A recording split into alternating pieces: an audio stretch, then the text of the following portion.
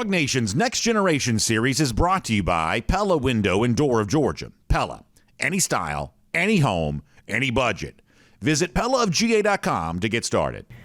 Welcome back, DawgNation. I'm Kaylee Mansell with today's best dressed of the classroom. It's Jeff Sentell, and we are here for Week 11 telling you about all the talent headed to Athens this fall. Today we are going to talk about kicker Peyton Woodring out of Lafayette, Louisiana. He's the nation's #1 kicker, a state record holder. And Jeff, beforehand you told me there's two things to know about this guy. Number one, he's a real deal kind of athlete. And number two, I don't think I've said this word since 5th grade, but he's got a lot of swag. I mean, he's a kicker nonetheless. So why is it that you wanted DawgNation to know those two things right off the bat? Well, first of all, that shows how cool you are, because she's so cool that when you use a word when you're in 5th grade and use the word swag, that's what makes more sense. Ahead of the times. So DawgNation, you're going to like this guy. First of all, we're going to be able to show you guys a little bit about Peyton Woodring. First of all, like I said, he's a real deal athlete. Number one is he's a baseball player. He's about off the mound. He plays some third base. He was his region MVP in baseball. He throws about 85, 86 off the mound. Wow. Really good baseball player. He played for the Gators of Ascension High. We can forgive him for that because he's converted to the right side of the aisle now. But the thing about him, though, is I want Dawg fans to think about Rodrigo Blankenship. Remember the kicker with the helmet for his first interview and the everyman and the introvert? Well, quietly on the low key, I like my kickers to have a lot of confidence. Mm-hmm. And I want to show you this picture right here. This is him from his spring formal, spring dance or something like that. It was a little too early to be a prom. But I want you to check out this neon suit he's got going on with the pink flamingos. All I got to say is if Georgia's facing Alabama in Tuscaloosa and he's got to make a 51-yarder with 1 second left on the clock, I want a kicker that can go to the school dance with a nice-looking date and pull off a neon suit with pink flamingos on it. I'm going to call it his Miami Vice suit, but I like that in a kicker. Remember that phrase in Top Gun where, Iceman and they were talking and Jester was like, I like that in a pilot. I like a guy that can pull off a suit like that in a kicker. As mentioned before, he is the Louisiana state record holder. So how far can he kick it?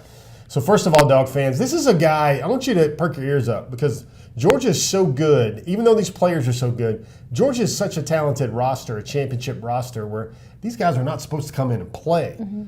But Peyton, maybe so. Now, Jalen Zirkel's still around. Jared Zirkel's still around, excuse me. I've been waiting his turn to kick, but Peyton's got a little something for the quarterback for the kicking competition. I want to tell you about two things. Number one is the kickoff leg is extreme. I mean, this might be a situation where Zirkel is your place kicker and Woodring might be your kickoff specialist for his first year. Of course, everybody knows when you bring in a scholarship kicker, the guy's got to kick, the guy's got to play. You don't bring in scholarship special teamers to sit and watch and wait for a couple years. And he also holds the Louisiana state record of 60 yards. Wow. And that's the #1 kicker in the country. Tremendous kickoff leg.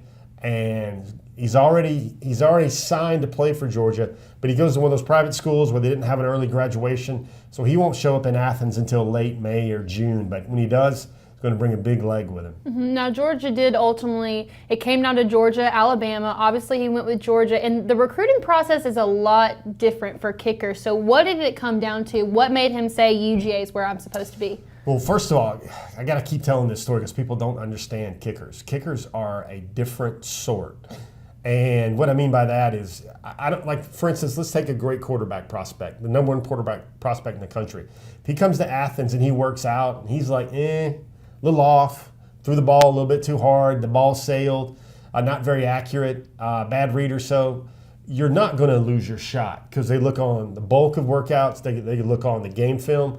But for a kicker, you've literally got one weekend, one specialist camp, and you've got to kick, and you've got to make a gauntlet of kicks, left hash, right hash, 50, 40, make them in a hurry, make them in a succession with really quick, pop times from the snapper to the hold.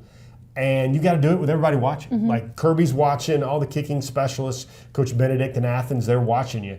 And if you look bad that day, you don't get the offer. You don't get the scholarship. And that's why it really is. Can you imagine being a top-rated defensive lineman if you don't get sacks that day when you come to Athens to work out, you're not going to get to go play at Georgia. It's a totally different thing. So Peyton aced all that. And then it came down to Alabama offered first.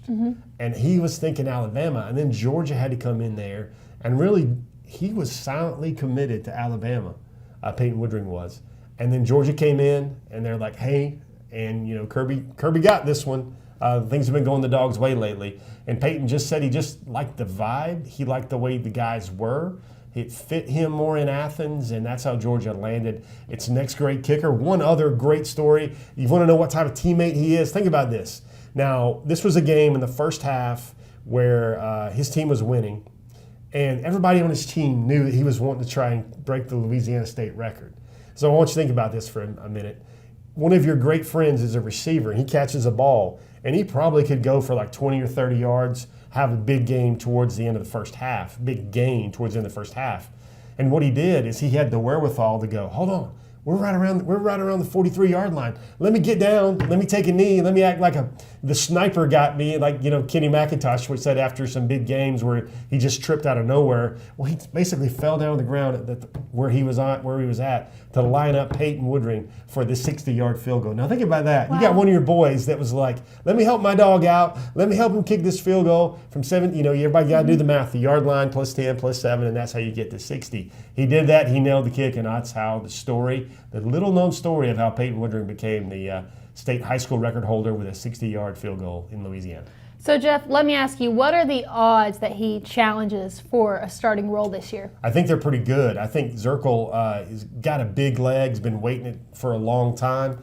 But, they don't bring in kickers unless they think you can take the spot. Now, somebody will say, hey, Jeff, I know my Georgia football kicker history.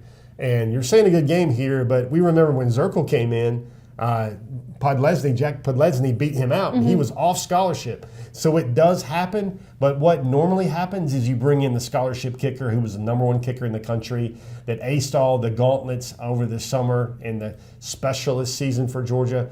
Odds are that Peyton Woodring is at least going to make it quite a competition in fall camp. Well, not only am I excited to hopefully see him make a 60-yarder, but also see some nice suits and outfits for dog walks in the future. I don't know about you. I'm hoping maybe he'll bring that Miami Vice suit back. Yeah. And tune in, guys, next week for more on all the talent headed to Athens in the fall. We'll see you next time.